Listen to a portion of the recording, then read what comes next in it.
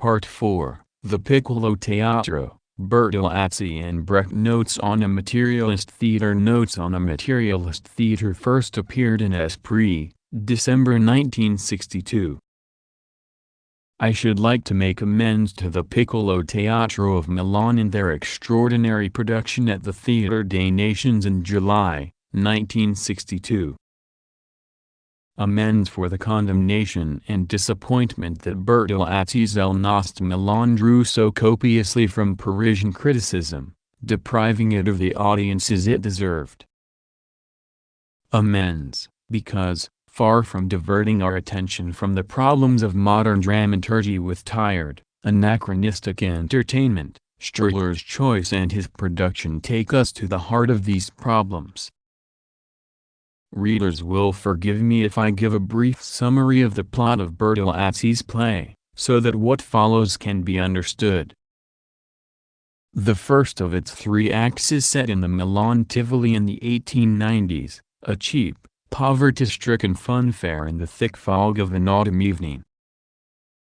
With this fog we already find ourselves in an Italy unlike the Italy of our myths, and the people strolling at day's end from booth to booth, between the fortune-tellers, the circus and all the attractions of the fairground, unemployed, artisans, semi-beggars, girls on the lookout, old men and women on the watch for the odd halfpenny, soldiers on a spree, pickpockets chased by the cops. Neither are these people the people of our myths, they are a sub-proletariat passing the time as best they can before supper, not for all of them, and dressed. A good 30 characters who come and go in this empty space, waiting for who knows what, for something to happen, the show perhaps? No, for they stop at the doorway, waiting for something of some sort to happen in their lives, in which nothing happens. They wait. However, at the end of the act, in a flash a story is sketched out, the image of a destiny. A girl, Nina, stands transfixed by the lights of the circus, staring with all her heart through a rent in the canvas at the clown performing his perilous act. Night has fallen. For one moment, time is in suspense. But she is already being watched by the Togaso, the good-for-nothing who hopes to seduce her. A quick defiance, retreat, departure. Now an old man appears, the fire-eater, her father, and he has seen everything. Something has taken shape, which might turn into a tragedy. A tragedy? It is completely forgotten in the second act. It is broad day in the spacious premises of a cheap eating house. Here again we find a whole crowd of poor people, the same people but different characters, the same poverty and unemployment, the flotsam of the past, the tragedies and comedies of the present, small craftsmen, beggars, a cabman, a Garibaldian veteran, some women, etc. Also a few workers who are building a factory. In sharp contrast with their lumpen proletarian surroundings, they are already discussing industry, politics, and, almost, the future, but only just and with difficulty. This is Milan from below, 20 years after the conquest of Rome and the deeds of the Risorgimento. King and Pope are on their thrones, the masses are in poverty. Yes, the day of the second act is indeed the truth of the night of the first. These people have no more history in their lives than they had in their dreams. They survive, that is all, they eat, only the workers depart, called by the factory hooter, they eat and wait. A life in which nothing happens. Then, just at the end of the act, Nina reappears on the stage, for no apparent reason, and with her the tragedy. We learn that the clown is dead. The men and women leave the stage little by little. The Togaso appears, he forces the girl to kiss him and give him what little money she has. hardly more than a few gestures. Her father arrives. Nina is weeping at the end of the long table. He does not eat, he drinks. After a terrible struggle he succeeds in killing the Togaso with a knife and then flees, haggard, overwhelmed by what he has done. Once again a lightning flash after a long grind. In the third act it is dawn in the women's night shelter. Old women, blending into the walls, sitting down, talk or stay silent. One stout peasant woman, bursting with health, will certainly return to the country. Some women pass, as always, we do not know them. The lady warden leads her whole company to mass when the bells ring. When the stage has emptied, the tragedy begins again. Nina was sleeping in the shelter. Her father comes to see her for the last time before prison. She must realize at least that he killed for her sake, for her honor, but suddenly everything is reversed. Nina turns on her father, on the illusions and lies he has fed her, on the myths which will kill him. But not her, for she is going to rescue herself, all alone, for that is the only way. She will leave this world of night and poverty and enter the other one, where pleasure and money reign. The Togaso was right. She will pay the price, she will sell herself, but she will be on the other side, on the side of freedom and truth. The hooters sound. Her father has embraced her and departed, a broken man. The hooters still sound. Erect, Nina goes out into the daylight. There are the themes of this play and the order in which they appear, pressed into a few words. Altogether not much. Enough, however, to foster misunderstandings, but also enough to clear them up, and discover beneath them an astonishing depth. The first of these misunderstandings is, of course, the accusation that the play is a melodrama miserablist. But anyone who has lived the performance or studied its economy can demolish this charge. For if it does contain melodramatic elements, as a whole, the drama is simply a criticism of them. Nina's father does indeed live his daughter's story in the melodramatic mode, and not just his daughter's adventure, but above all his own life and his relations with his daughter.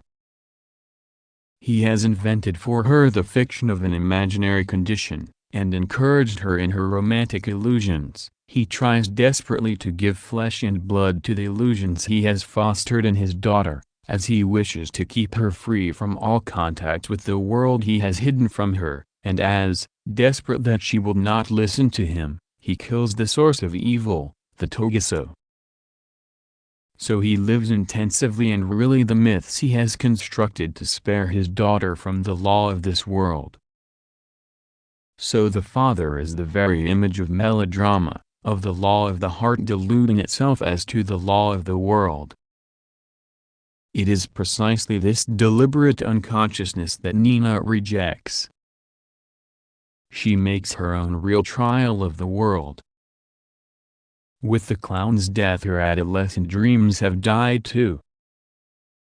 The Togaso has opened her eyes and dispatched her childhood myths along with her father's.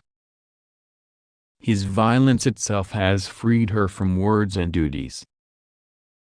She has at last seen this naked, cruel world where morality is nothing but a lie. She has realized that her safety lies in her own hands and that she can only reach the other world by selling the only goods at her disposal, her young body.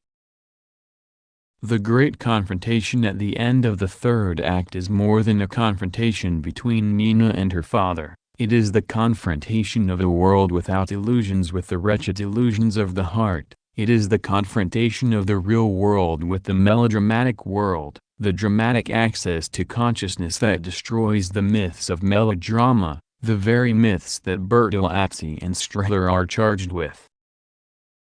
Those who make this charge could quite easily have found in the play the criticism they tried to address to it from the stalls.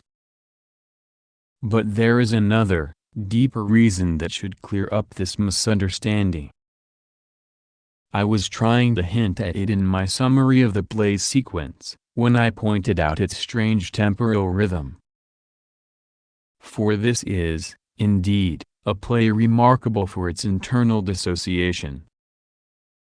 The reader will have noted that its three acts have the same structure, and almost the same content, the coexistence of a long, slowly passing, empty time and a lightning short, full time, the coexistence of a space populated by a crowd of characters whose mutual relations are accidental or episodic, and a short space, gripped in mortal combat, inhabited by three characters, the father, the daughter and the Togaso. In other words, this is a play in which about 40 characters appear, but the tragedy concerns only 3 of them. Moreover, there is no explicit relationship between these two times or between these two spaces. The characters of the time seem strangers to the characters of the lightning, they regularly give place to them, as if the thunder of the storm had chased them from the stage, only to return in the next act, in other guises, once the instant foreign to their rhythm has passed. If we deepen the latent meaning of this dissociation, it will lead us to the heart of the play. For the spectator actually lives this deepening as he moves from disconcerted reserve to astonishment and then passionate involvement between the first and the third acts. My aim here is merely to reflect this lived deepening, to make explicit this latent meaning which affects the spectator despite himself. But the decisive question is this: why is it that this dissociation is so expressive, and what does it express?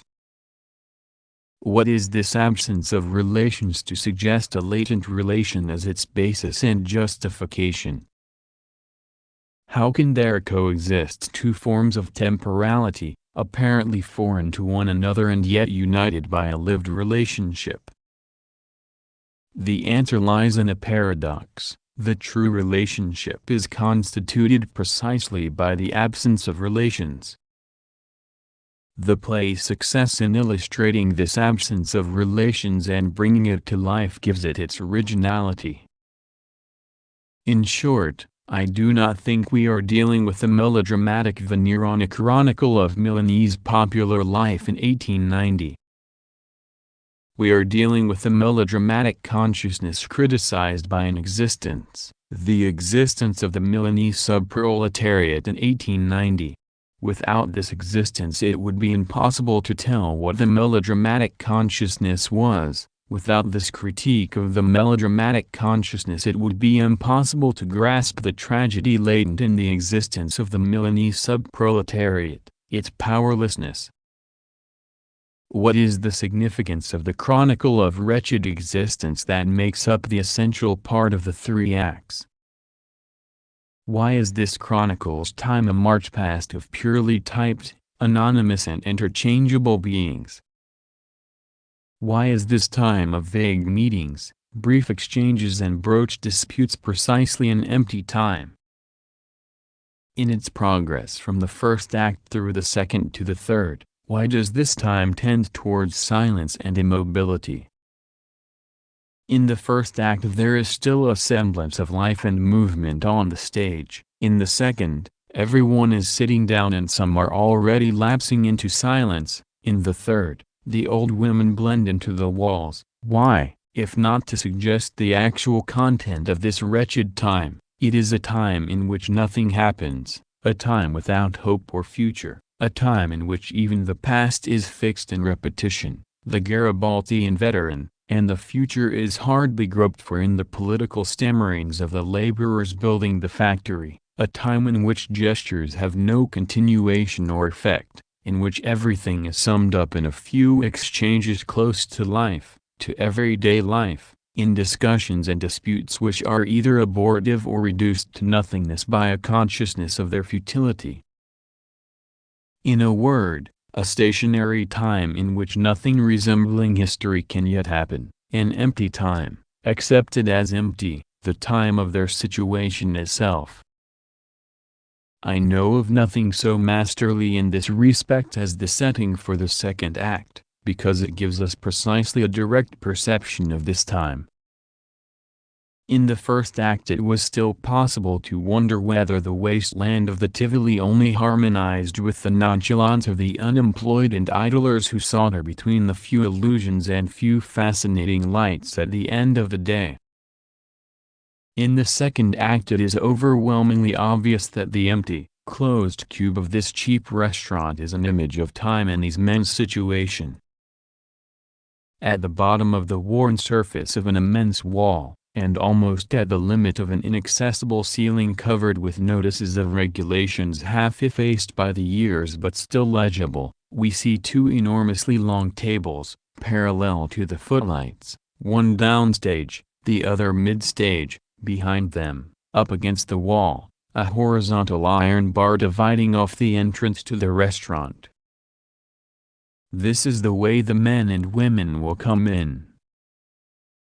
Far right, a high partition perpendicular to the line of the tables separates the hall from the kitchens. Two hatches, one for alcohol, the other for food.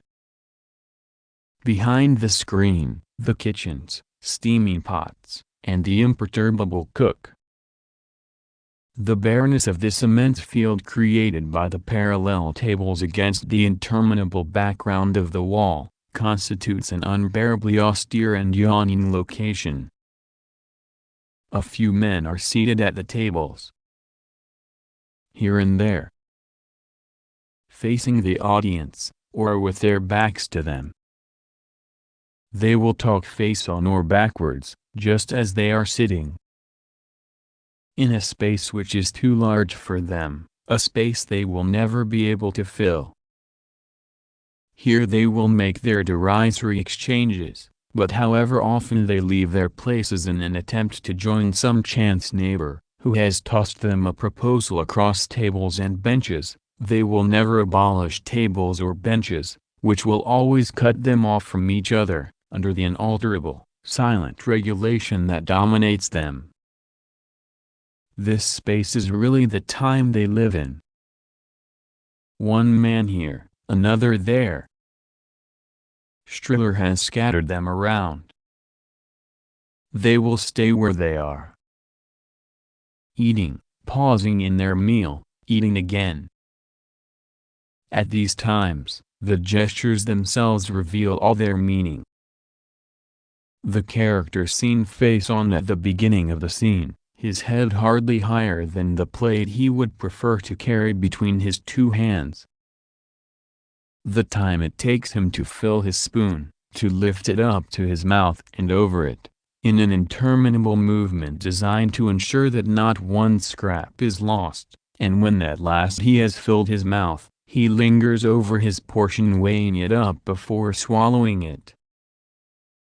Then we see that the others with their backs to us are making the same movements, their raised elbows compensating for their unstable backs. We see them eating, absently, like all the other absent people, making the same holy movements in Milan and in all the world's great cities, because that is the whole of their lives, and there is nothing which would make it possible for them to live out their time otherwise. The only ones with an air of haste are the laborers, their life and work punctuated by the hooters. I can think of no comparable representation in spatial structure, in the distribution of men and places, of the deep relations between men and the time they live. Now for the essential point, this temporal structure, that of the chronicle is opposed to another temporal structure, that of the tragedy. For the tragedy's time, Nina, is full, a few lightning flashes, an articulated time, a dramatic time. A time in which some history must take place. A time moved from within by an irresistible force, producing its own content. It is a dialectical time par excellence. A time that abolishes the other time and the structure of its spatial representation.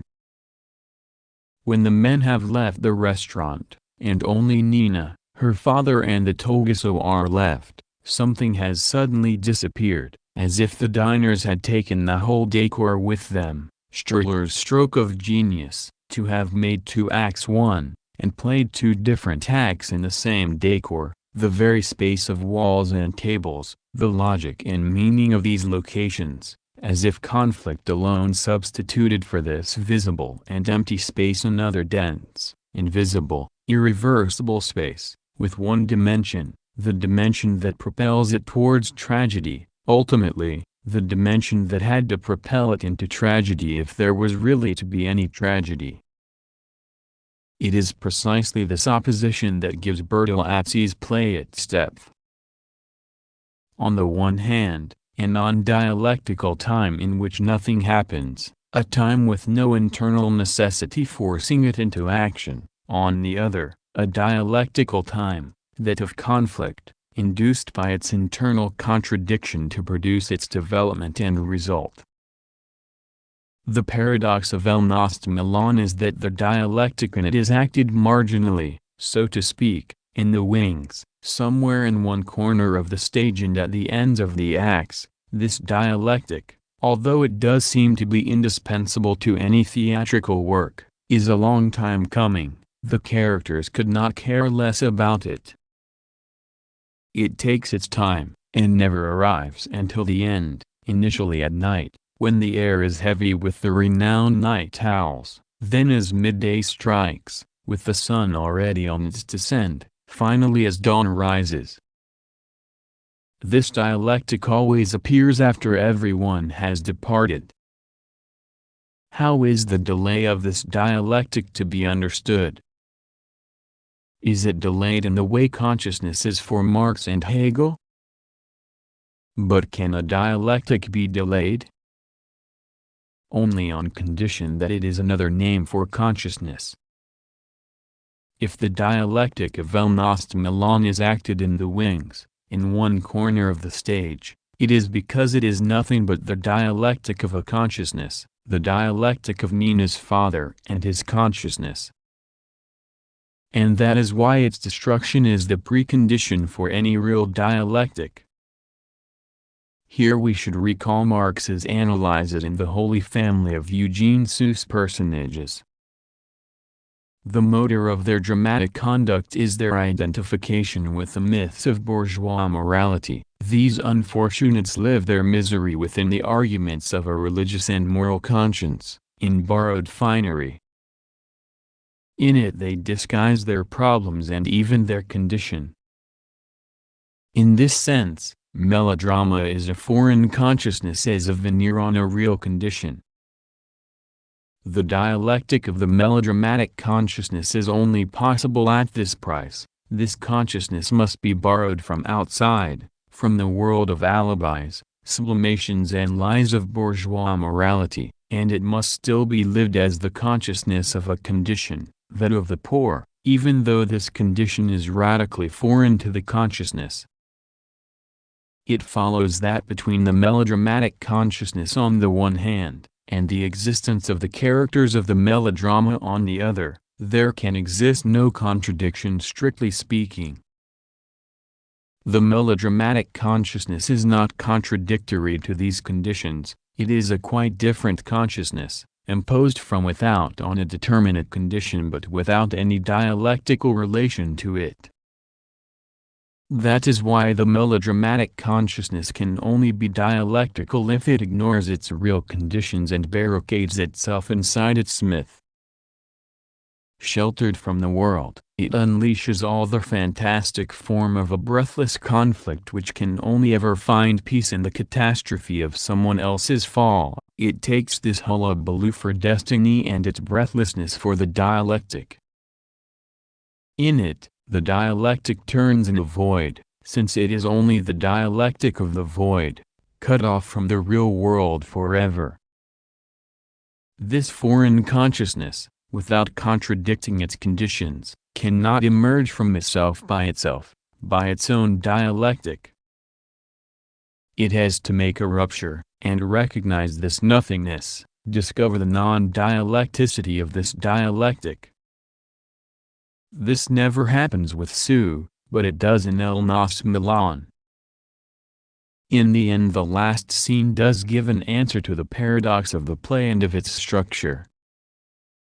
When Nina turns on her father, when she sends him back into the night with his dreams, she is breaking both with her father's melodramatic consciousness and with his dialectic. She has finished with these myths and the conflicts they unleash. Father, consciousness, dialectic, she throws them all overboard and crosses the threshold of the other world, as if to show that it is in this poor world that things are happening, that everything has already begun, not only its poverty, but also the derisory illusions of its consciousness. This dialectic, which only comes into its own at the extremities of the stage, in the aisles of a story it never succeeds in invading or dominating, is a very exact image for the quasi-null relation of a false consciousness to a real situation. The sanction of the necessary rupture imposed by real experience, foreign to the content of consciousness, is to chase this dialectic from the stage. When Nina goes through the door separating her from the daylight, she does not yet know what her life will be, she might even lose it.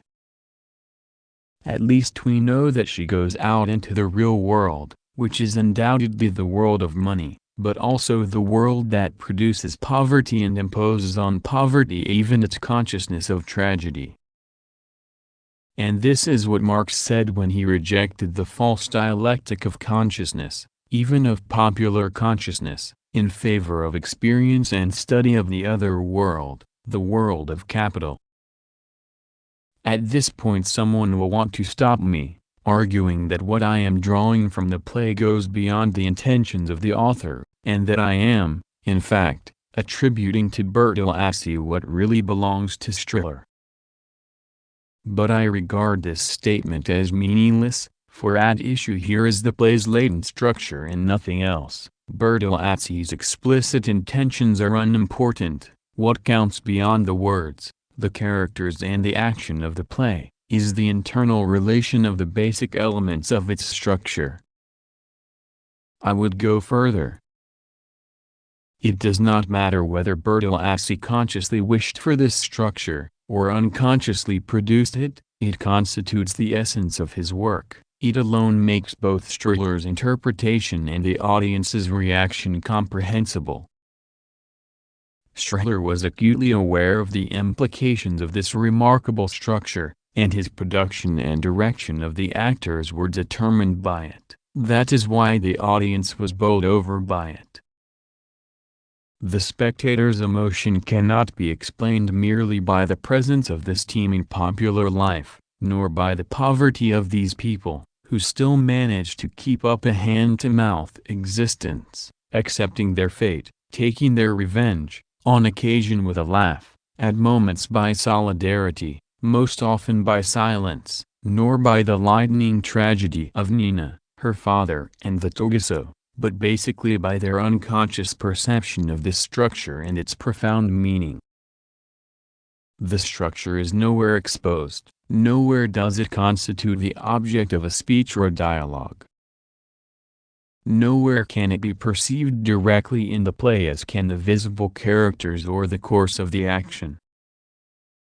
But it is there, in the tacit relation between the people's time and the time of the tragedy, in their mutual imbalance, in their incessant interference and finally in their true and delusive criticism. It is this revealing latent relation, this apparently insignificant and yet decisive tension that Striller's production enables the audience to perceive without their being able to translate this presence directly into clearly conscious terms. Yes, the audience applauded in the play something that was beyond them, which may even have been beyond its author, but which Striller provided him, a meaning buried deeper than words and gestures, deeper than the immediate fate of the characters who live this fate without ever being able to reflect on it. Even Nina, who is for us the rupture and the beginning, and the promise of another world and another consciousness, does not know what she is doing. Here we can truly say that consciousness is delayed, for even if it is still blind, it is a consciousness aiming at last at a real world. If this reflection on an experience is acceptable, we might use it to illuminate other experiences by an investigation into their meaning. I am thinking of the problems posed by Brecht's great plays, problems which recourse to such concepts as the alienation effect or the epic theater has perhaps not in principle perfectly solved. I am very struck by the fact that a latent asymmetrical critical structure, the dialectic in Thwing's structure found in Bertolazzi's play, is in essentials also the structure of plays such as Mother Courage and, above all, Galileo. Here again we also find forms of temporality that do not achieve any mutual integration, which have no relation to one another, which coexist and interconnect, but never meet each other, so to speak, with lived elements which interlace in a dialectic which is localized, separate and apparently ungrounded, works marked by an internal dissociation, an unresolved alterity.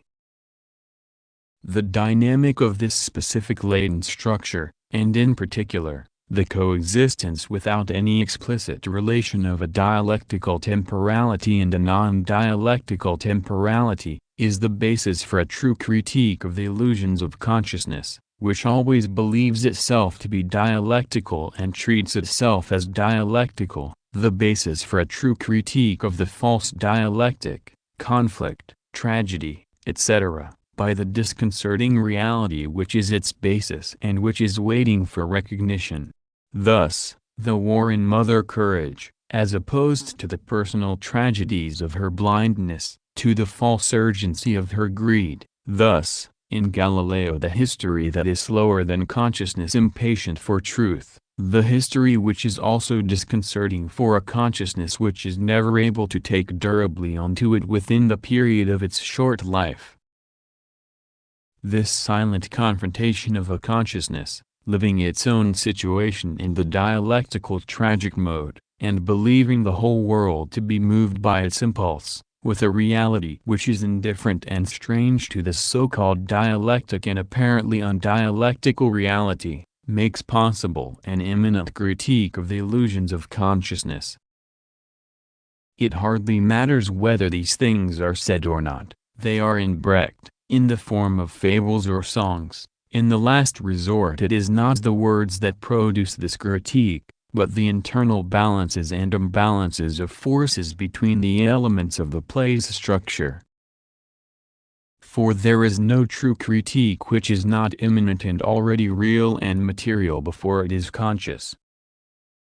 I wonder whether this asymmetrical, decentered structure should not be regarded as essential to any theatrical effort of a materialist character.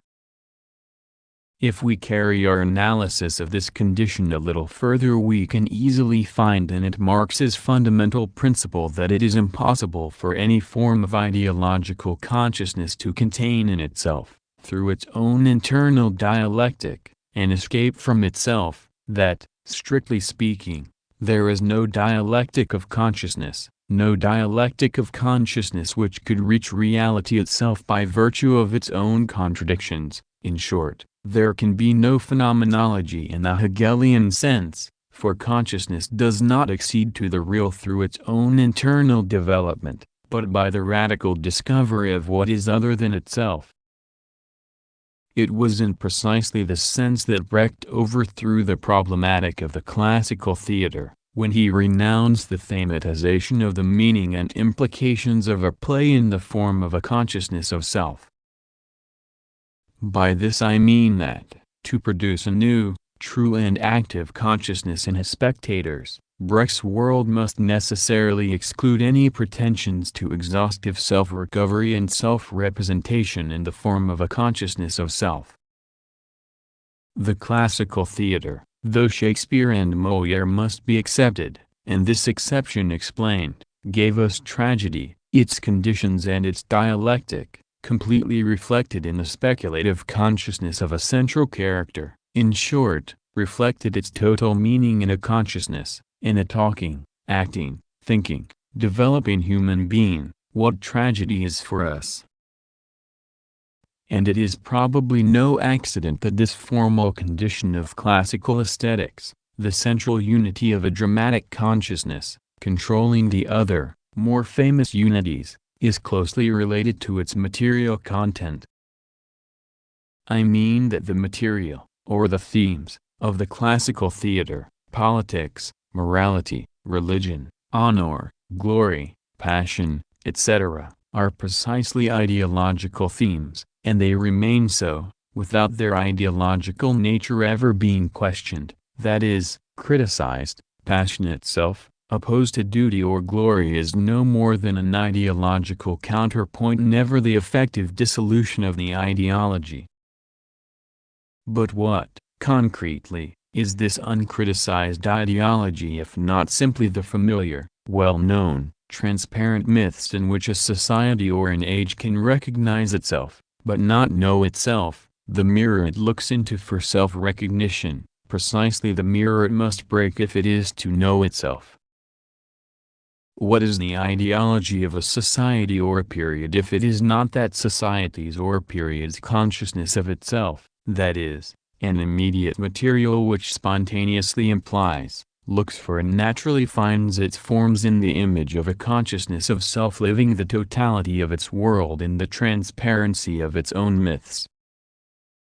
I am not asking why these myths, the ideology as such, were not generally questioned in the classical period.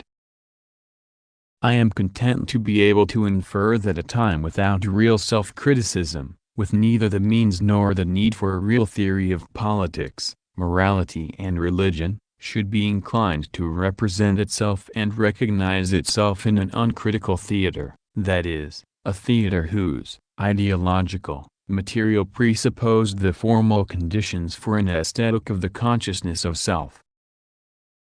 Now Brecht can only break with these formal conditions because he has already broken with their material conditions.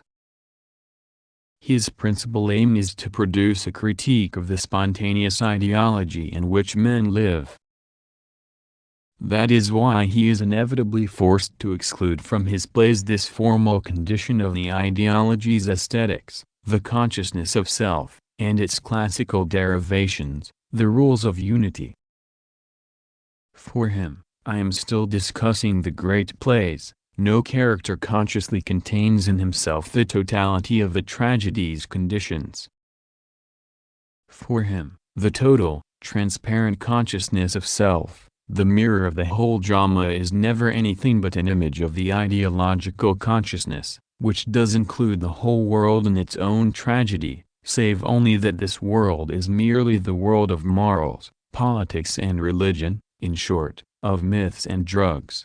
In this sense these plays are decentered precisely because they can have no center, because, although the illusion-wrapped, naive consciousness is his starting point, Brecht refuses to make it that center of the world it would like to be. That is why in these plays the center is always to one side, if I may put it that way, and insofar as we are considering a demystification of the consciousness of self, the center is always deferred, always in the beyond, in the movement going beyond illusion towards the real. For this basic reason the critical relation, which is a real production, cannot be thematized for itself. That is why no character is in himself the morality of history except when one of them comes down to the footlights, takes off his mask and, the play over, draws the lessons. But then he is only a spectator reflecting on it from the outside, or rather prolonging its movement. We have done our best, now it is up to you. It should now be clear why we have to speak of the dynamic of the play's latent structure.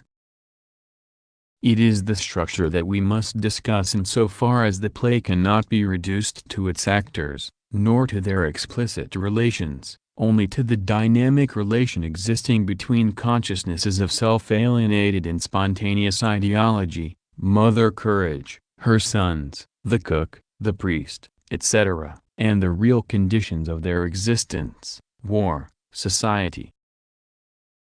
This relation, abstract in itself, abstract with respect to the consciousness of self, for this abstract is the true concrete, can only be acted and represented as characters, their gestures and their acts, and their history only as a relation which goes beyond them while implying them, that is, as a relation setting to work abstract structural elements, for example the different forms of temporality in El Nost Milan, the exteriority of dramatic crowds, etc., their imbalance and hence their dynamic. This relation is necessarily latent insofar as it cannot be exhaustively thematized by any character without ruining the whole critical project. That is why, even if it is implied by the action as a whole, by the existence and movements of all the characters, it is their deep meaning, beyond their consciousness, and thus hidden from them, visible to the spectator insofar as it is invisible to the actors, and therefore visible to the spectator in the mode of a perception which is not given, but has to be discerned, conquered and drawn from the shadow which initially envelops it, and yet produced it. Perhaps these remarks give us a more precise idea of the problem posed by the Brechtian theory of the alienation effect. By means of this effect Brecht hoped to create a new relation between the audience and the play performed, a critical and active relation. He wanted to break with the classical forms of identification, where the audience hangs on the destiny of the hero and all its emotional energy is concentrated on theatrical catharsis. He wanted to set the spectator at a distance from the performance, but in such a situation that he would be incapable of flight or simple enjoyment. In short, he wanted to make the spectator into an actor who would complete the unfinished play, but in real life. This profound thesis of Brecht's has perhaps been too often interpreted solely as a function of the technical elements of alienation, the abolition of all impressiveness in the acting, of all lyricism and all pathos, al fresco acting, the austerity of the set, as if to eliminate any eye-catching relief, cf. the dark ochre and ash colors in Mother Courage, the flat lighting, the commentary placards to direct the reader's attention to the external context of the conjuncture, reality, etc. The thesis has also given rise to psychological interpretations centered around the phenomenon of identification and its classical prop, the hero. The disappearance of the hero, whether positive or negative, the object of identification, has been seen as the very precondition of the alienation effect. No more hero, no more identification, the suppression of the hero being also linked to Brecht's materialist conception. It is the masses who make history, not heroes. Now, I feel that these interpretations are limited to notions which may well be important, but which are not determinate, and that it is essential to go beyond the technical and psychological conditions to an understanding that this very special critique must be constituted in the spectator's consciousness. In other words, if a distance can be established between the spectator and the play, it is essential that in some way this distance should be produced within the play itself, and not only in its technical treatment, or in the psychological modality of the characters. Are they really heroes or non-heroes? Take the dumb daughter on the roof in Mother Courage, shot because she beat her infernal drum to warn the unknowing city that an enemy was about to fall on it. Is she not, in fact, a positive hero? Surely we do temporarily identify with this secondary character? It is within the play itself, in the dynamic of its internal structure, that this distance is produced and represented, at once criticizing the illusions of consciousness and unraveling its real conditions. This, that the dynamic of the latent structure produces this distance within the play itself, must be the starting point from which to pose the problem of the relation between the spectator and the performance. Here again Brecht reverses the established order. In the classical theater it was apparently quite simple. The hero's temporality was the sole temporality, all the rest was subordinate to it. Even his opponents were made to his measure, they had to be if they were to be his opponents, they lived his time, his rhythm, they were dependent on him, they were merely his dependents. The opponent was really his opponent. In the struggle the hero belonged to the opponent as much as the opponent did to the hero. The opponent was the hero's double, his reflection, his opposite, his knight, his temptation, his own unconscious turned against him. Hegel was right, his destiny was consciousness of himself as of an enemy. Thereby the content of the struggle was identified with the hero's consciousness of himself. And quite naturally, the spectator seemed to live the play by identifying himself with the hero, that is, with his time, with his consciousness, the only time and the only consciousness offered him. In Bertolazzi's play and in Brecht's great plays this confusion becomes impossible, precisely because of their dissociated structure.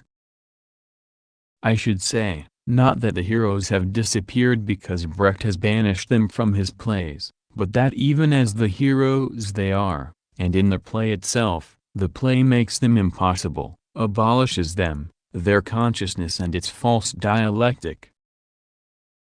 This reduction is not the effect of the action alone, nor of the demonstration which certain popular figures are fated to make of it, on the theme, neither God nor Caesar. It is not even merely the result of the play appreciated as an unresolved story, it is not produced at the level of detail or of continuity, but at the deeper level of the play's structural dynamic. At this point dose attention is essential. Up till now only the play has been discussed, now we must deal with the spectator's consciousness. I should like to show in a few words that this is not, as might have been thought, a new problem, but really the same one. However, if this is to be accepted, two classical models of the spectatorial consciousness which cloud our reflection must first of all be relinquished. The first of these misleading models is once again a consciousness of self, this time the spectator's. It accepts that the spectator should not identify with the hero, he is to be kept at a distance. But is he not then outside the play judging, adding up the score and drawing the conclusions? Mother Courage is presented to you. It is for her to act. It is for you to judge. On the stage the image of blindness, in the stalls the image of lucidity, led to consciousness by 2 hours of unconsciousness. But this division of roles amounts to conceding to the house what has been rigorously excluded from the stage. Really, the spectator has no claim to this absolute consciousness of self which the play cannot tolerate. The play can no more contain the last judgment on its own story than can the spectator be the supreme judge of the play. He also sees and lives the play in the mode of a questioned false consciousness. For what else is he if not the brother of the characters, caught in the spontaneous myths of ideology, in its illusions and privileged forms, as much as they are? If he is kept at a distance from the play by the play itself, it is not to spare him or to set him up as a judge, on the contrary, it is to take him and enlist him in this apparent distance, in this estrangement to make him into this distance itself, the distance which is simply an active and living critique. But then, no doubt, we must also reject the second model of the spectatorial consciousness, a model that will haunt us until it has been rejected, the identification model. I am unable to answer this question fully here, but I shall try to pose it clearly. Surely the invocation of a conception of identification with the hero, to deal with the status of the spectatorial consciousness, is to hazard a dubious correlation? Rigorously speaking, the concept of identification is a psychological, or, more precisely, a psychoanalytic concept. Far be it from me to contest the effectivity of psychological processes in the spectator seated in front of the stage. But it must be said that the phenomena of projection, sublimation, etc., that can be observed, described and defined in controlled psychological situations cannot by themselves account for complex behavior as specific as that of the spectator attending a performance. This behavior is primarily social and cultural aesthetic, and as such it is also ideological. Certainly, it is an important task to elucidate the insertion of concrete psychological processes, such as identification, sublimation, repression, etc., in their strict psychological senses, in behavior which goes beyond them.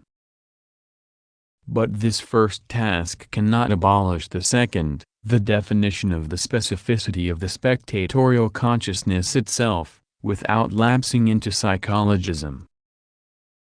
If the consciousness cannot be reduced to a purely psychological consciousness, if it is a social, cultural and ideological consciousness, we cannot think its relation to the performance solely in the form of a psychological identification. Indeed, before, psychologically, identifying itself with the hero, the spectatorial consciousness recognizes itself in the ideological content of the play, and in the forms characteristic of this content. Before becoming the occasion for an identification with self and the species of another, the performance is, fundamentally, the occasion for a cultural and ideological recognition. This self-recognition presupposes as its principal and essential identity, which makes the processes of psychological identification themselves possible, insofar as they are psychological, the identity uniting the spectators and actors assembled in the same place on the same evening. Yes, we are first united by an institution, the performance, but more deeply, by the same myths, the same themes, that govern us without our consent, by the same spontaneously lived ideology. Yes, even if it is the ideology of the poor par excellence, as in El Nost Milan, we still eat of the same bread, we have the same rages, the same rebellions, the same madness, at least in the memory where stalks this ever-imminent possibility, if not the same prostration before a time unmoved by any history. Yes, like Mother Courage, we have the same war at our gates, and a hand's breadth from us, if not in us, the same horrible blindness, the same dust in our eyes, the same earth in our mouths. We have the same dawn and night, we skirt the same abysses, our unconsciousness. We even share the same history, and that is how it all started. That is why we were already ourselves in the play itself, from the beginning, and then what does it matter whether we know the result, since it will never happen to anyone but ourselves, that is, still in our world. That is why the false problem of identification was solved from the beginning, even before it was posed, by the reality of recognition. The only question, then, is what is the fate of this tacit identity, this immediate self-recognition, what has the author already done with it? What will the actors set to work by the dramaturg, by Brecht or Strehler, do with it? What will become of this ideological self-recognition? Will it exhaust itself in the dialectic of the consciousness of self, deepening its myths without ever escaping from them? Will it put this infinite mirror at the center of the action? Or will it rather displace it, put it to one side, find it and lose it, leave it, return to it, expose it from afar to forces which are external, and so drawn out, that like those wineglasses broken at a distance by a physical resonance, it comes to a sudden end as a heap of splinters on the floor. To return finally to my attempt at definition, with the simple aim of posing the question anew and in a better form, we can see that the play itself is the spectator's consciousness, for the essential reason that the spectator has no other consciousness than the content which unites him to the play in advance, and the development of this content in the play itself, the new result which the play produces from the self-recognition whose imagined presence it is. Brecht was right. If the theater's sole object were to be even a dialectical commentary on this eternal self-recognition and non-recognition, then the spectator would already know the tune, it is his own.